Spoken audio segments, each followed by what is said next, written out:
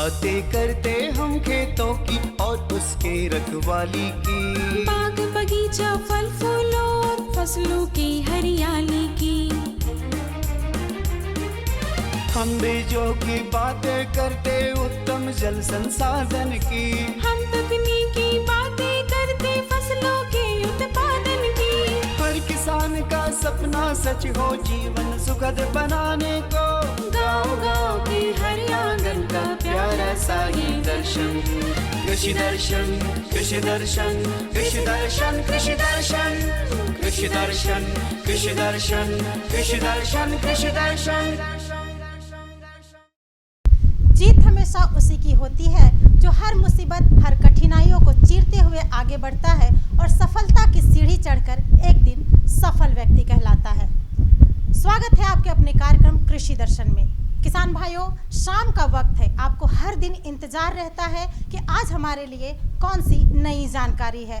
तो जी हाँ, हम जानकारियों का पिटारा लेकर एक बार फिर से हाजिर हो चुके हैं। आइए कार्यक्रम की शुरुआत करते हैं कृषि समाचार से। नमस्कार, कृषि समाचार में आपका स्वागत है। मैं हूं शशि। आइए देखते हैं आज कृषि समाचार में क्या है खास। हजारीबाग जिला में बागवानी खेती को बढ़ावा देने के लिए उद्यानिकी विकास योजना। चतरा जिला के 500 गांवों के पशुपालक ले सकते हैं कृत्रिम गर्भाधान योजना से लाभ। पेशाब फूलगोभी के बेहतर उत्पादन के लिए लगाएं उन्नत प्रभेद पूसा स्नोबॉल। अब समाचार विस्तार से। जिला हजारीबाग में उद्यानिकी खेती के चहुमुखी विकास के लिए उद्यानिकी विकास योजना चलाई जा रही है। इस योजना के तहत हजारीबाग के किसान अनुदानित दर पर कुल 12 प्रकार के लाभ ले सकते हैं, जिसमें बागवान, उद्यान मित्र और सामान्य किसान के लिए 5 दिवसीय प्रशिक्षण, 90 दिवसीय माली प्रशिक्षण, खुले में और संरक्षित संरचना में फूलों की खेती, कीट रहित सब्जी उत्पादन, गुणवत्ता युक्त फल फूल सब्जी का बिचड़ा उत्पादन, गृह वाटिका की स्थापना, सब्जी की तकनीकी खेती का प्रत्यक्षण, मशरूम उत्पादन, पपीता एवं स्ट्रॉबेरी की खेती और पॉली हाउस की स्थापना शामिल है। पशुपालकों के लिए कृत्रिम गर्भाधान कार्यक्रम के तहत चतरा जिला के 500 गांवों में कृत्रिम गर्भाधान योजना चलाई जा रही है। इस योजना के तहत आपके घर पर ही प्रजनन योग्य गाय भैंसों का कृत्रिम गर्भाधान उन्नत नस्ल के सीमेन द्वारा किया जाएगा। इससे पहले भी सभी गाय भैंसों का 12 अंकों के आधार नंबर वाले टैग से चिन्हित करके INAPH में निबंधन होगा। कृत्रिम गर्भाधान के लिए गर्भ जांच एवं वत्स उत्पत्ति का प्रतिवेदन भी INAPH में किया जाएगा। मुर्गी पालक भाइयों, पोल्ट्री फार्म में नए चूजों को लाने से पहले उन्हें ठंड से बचाने के लिए ब्रूडिंग की व्यवस्था करें। इन चूजों के आवास में ठंडी हवा को आने से रोकने का इंतजाम करें। इसके लिए खुले स्थान को रात के वक्त बोरा या प्लास्टिक से ढक दें। मुर्गी पालक भाइयों, मुर्गियों के नवजात बच्चों के पूरे शरीर पर पंख नहीं के बराबर होते हैं। इससे उन्हें ठंड में बहुत ज्यादा ठंड और गर्मी में बहुत ज्यादा गर्मी लगती है।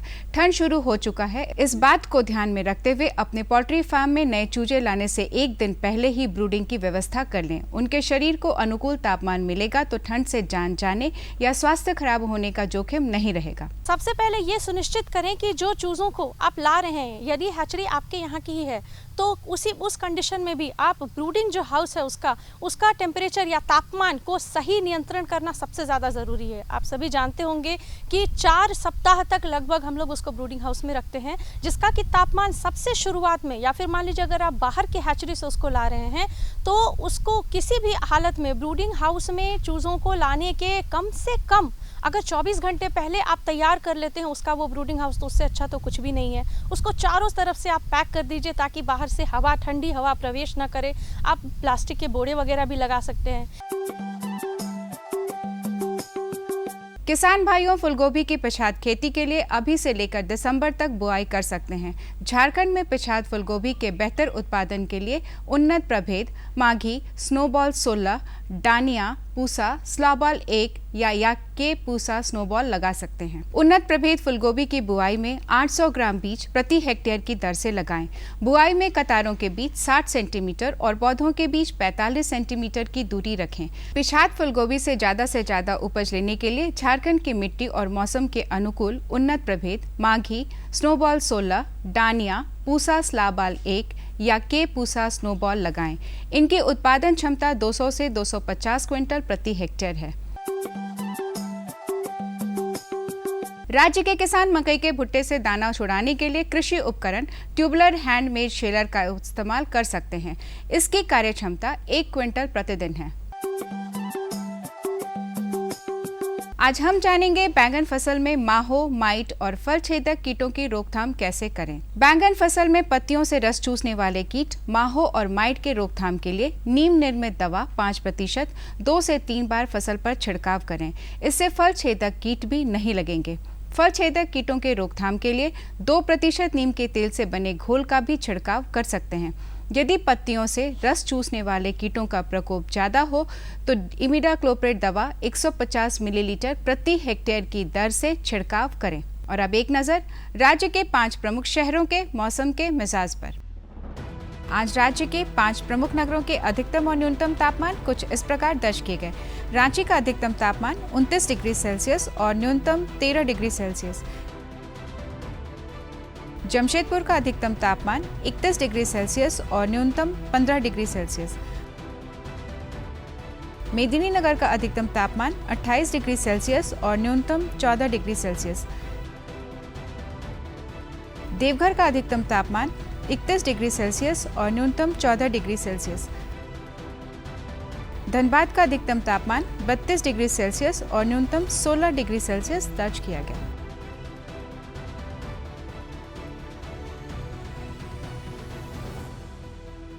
कृषि समाचार में आज इतना ही। अगले दिन अगले अंक में फिर मुलाकात होगी कुछ ताज़ा तरीन खबरों के साथ। तब तक के लिए दीजिए इजाजत। नमस्कार, जोहार। सूक्ष्म एवं टपक सिंचाई कर आज हमारे किसानों को काफी लाभ मिल रहा है। टपक सिंचाई से पेड़ों को नियमित मात्रा में पानी मिलता रहता है। उत्पादकता की दृष्टि से अगर देखा जाए तो हमारे किसानों को काफी लाभ मिल रहा है। यहाँ तक कि पानी की भी 60 से 70% तक बचत हो रही है। सूक्ष्म टपक सिंचाई योजना से हमारे किसानों को और कितना लाभ मिल रहा है, आइए जानते हैं इस फीचर के माध्यम से। जल खेतीबाड़ी की बुनियादी जरूरत है। बदलती परिस्थितियों के साथ साथ जल की उपलब्धता दिन प्रतिदिन कम होती जा रही है, जिसका खेती पर भी प्रभाव पड़ा है।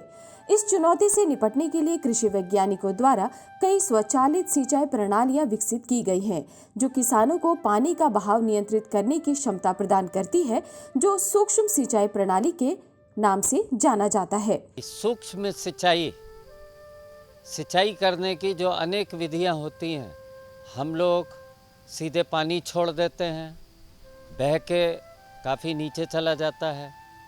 हम धीरे धीरे पानी मेड़ के माध्यम से देते हैं, हम नाली बनाकर देते हैं, उससे भी किसी पौधे को ज़्यादा मिलता है, किसी को कम मिलता है, खाद बह के चली जाती है।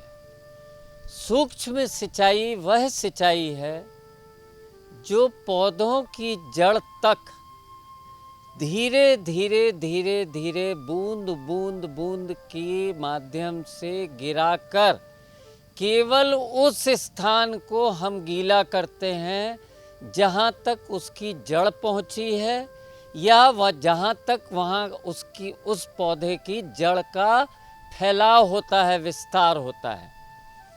अत्यधिक मात्रा में ना ही कम मात्रा में। हमको टपक सिंचाई या सूक्ष्म सिंचाई से पहला फायदा जो होता है कि हमारी खाद पौधों की जड़ तक धीरे धीरे धीरे धीरे पहुंचती है और पौधा धीरे धीरे धीरे धीरे अपने तने तक और शाखाओं तक उस पानी को पहुंचाता है। बदलते परिदृश्य में सूक्ष्म सिंचाई प्रणाली को जल के उपयोग की दक्षता बढ़ाने वाली तकनीक के रूप में देखा जा रहा है। टपक या ड्रिप सिंचाई एक ऐसी पद्धति है जिसमें प्लास्टिक के पाइप के द्वारा पौधे के तने के चारों ओर जड़ के विकास क्षेत्र में बूंद बूंद पानी दिया जाता है। हमारी किसी भी प्रकार की कोई भी चीज हमने जो भी जमीन के अंदर उस पौधे की बढ़ोतरी के लिए दी है, वह घुल के जड़ के नीचे नहीं जाती है, जिससे हमारा नुकसान नहीं होता है। तीसरा, हमारे पास हर समय उतना पानी उपलब्ध नहीं रहता या हमारे पास उतनी सुविधा नहीं रहती कि हम पानी को अत्यधिक मात्रा में दें। अतः पानी के अभाव में या कम पानी भी हमारे पास थोड़ा सा भी उपलब्ध है, हम बहुत बड़े इलाके में सूक्ष्म सिंचाई के माध्यम से अपनी खेती को और विस्तार कर सकते हैं। इस विधि में जल्दी जल्दी सिंचाई करने के कारण जड़ क्षेत्र में अधिक नमी रहती है, जिससे लवणों की सांद्रता हानिकारक स्तर से कम रहती है। यह भूरक्षण को नियंत्रित करती है और उर्वरक उपयोग की दक्षता को भी बढ़ाती है। हम जब टपक सिंचाई की नली को डालते हैं, जिस पौधे के पास हमको पानी देना है वहाँ उस पूरी नली में पौधा से पौधा की दूरी तक में छिद्र रहते हैं, बहुत छोटे छोटे छिद्र। हमको कैसे आभास होगा कि हमको कितना पानी देना है? हम जमीन की अंदाज लगाते हैं कि हमारी जड़ कितने नीचे तक अब चली गई होगी।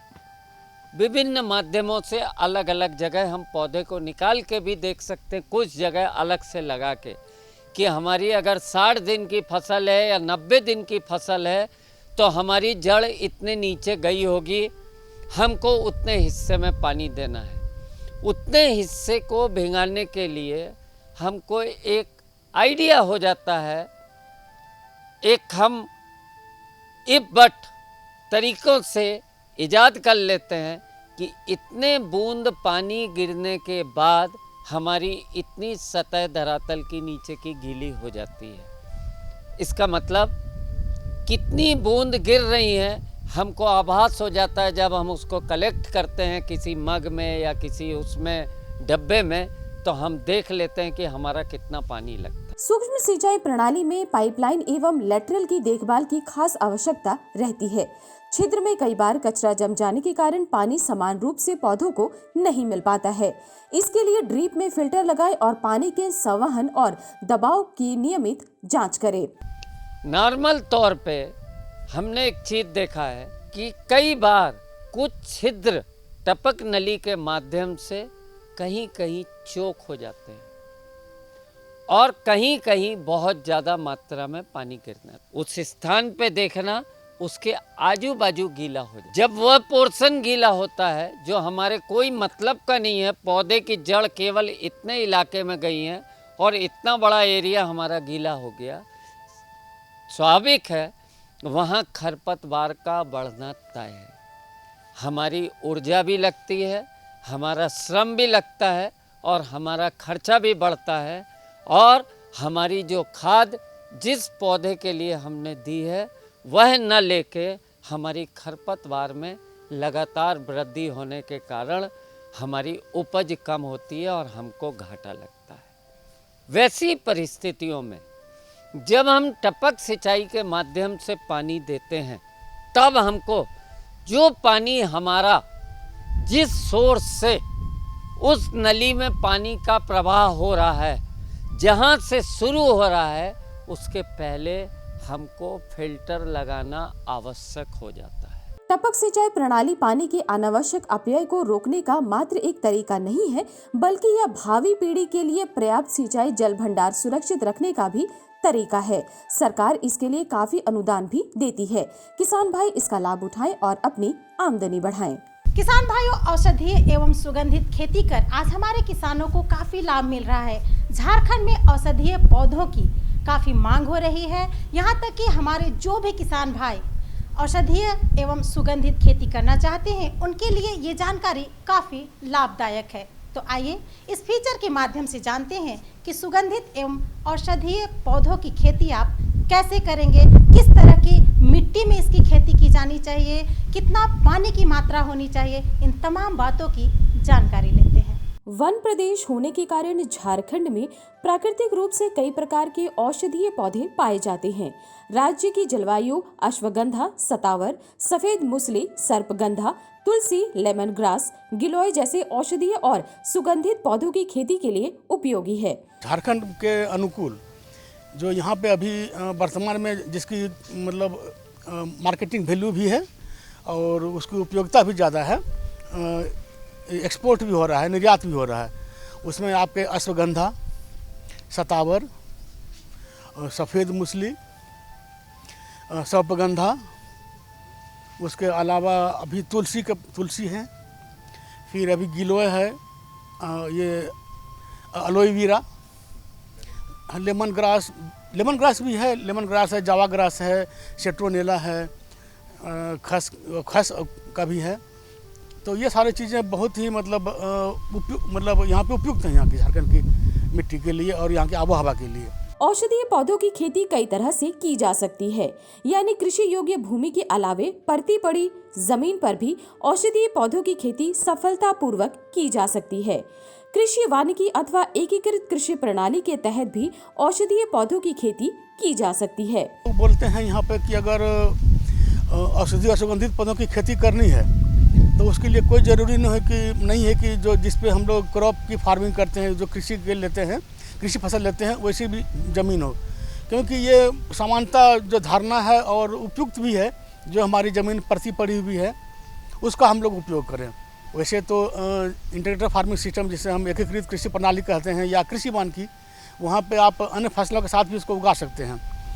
लेकिन अगर ज़मीन की उपलब्धता नहीं है कृषि कार्य से बचने के लिए, तो फिर जो हमारे पास परती ज़मीन है, जिससे वेस्टलैंड भी कह सकते हैं, जहाँ पर कि रेनफेड है, सिंचाई का समुचित प्रबंध नहीं है, तो वैसे ज़मीन पे भी कर सकते हैं। औषधीय पौधों की विभिन्न प्रजातियां हैं।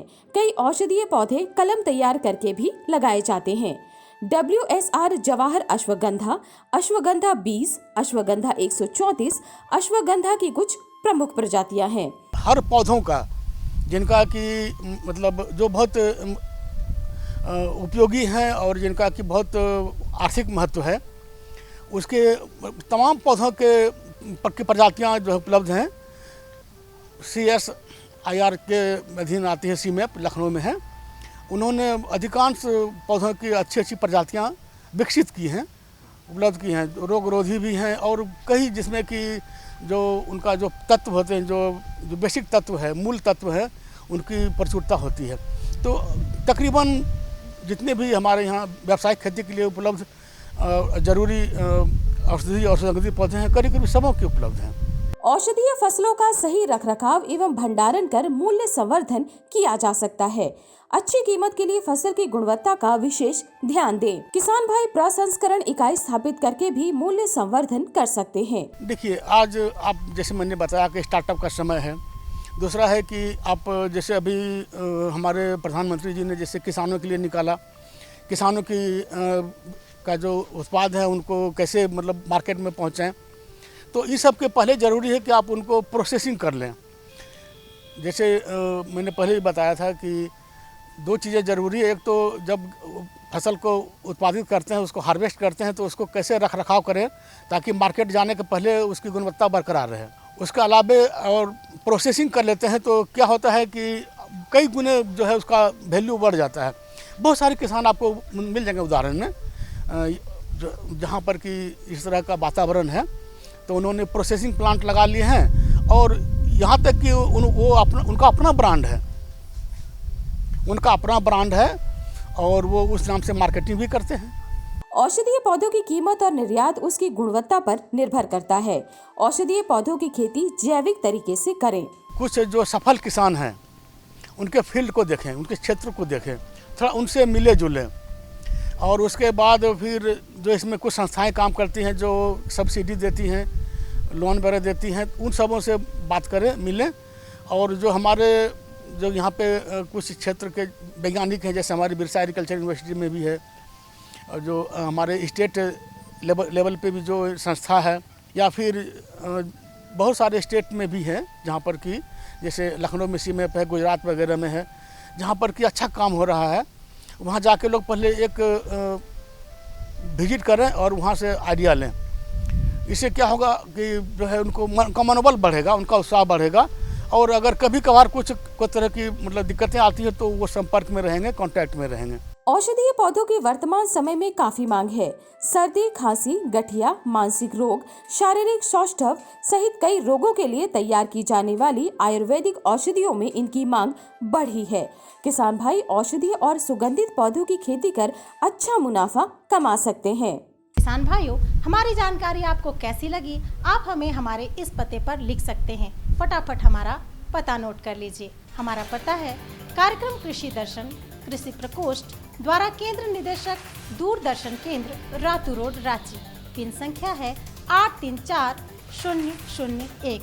और अगर फेसबुक, ट्विटर और यूट्यूब के माध्यम से हमारा ये कार्यक्रम आप कहीं भी कभी भी देखना चाहते हैं, यहाँ तक कि खेतों में काम करते वक्त भी हमारा ये कार्यक्रम देखना चाहते हैं, तो आप कुछ नहीं करना है, बस कृषि दर्शन रांची टाइप करना है और आपका हर दिन का एपिसोड आपके सामने होगा। तो यहाँ पे दीजिए अब हमारे पूरी टीम को इजाज़त, फिर मिलेंगे, तब तक के लिए नमस्कार, जोहार।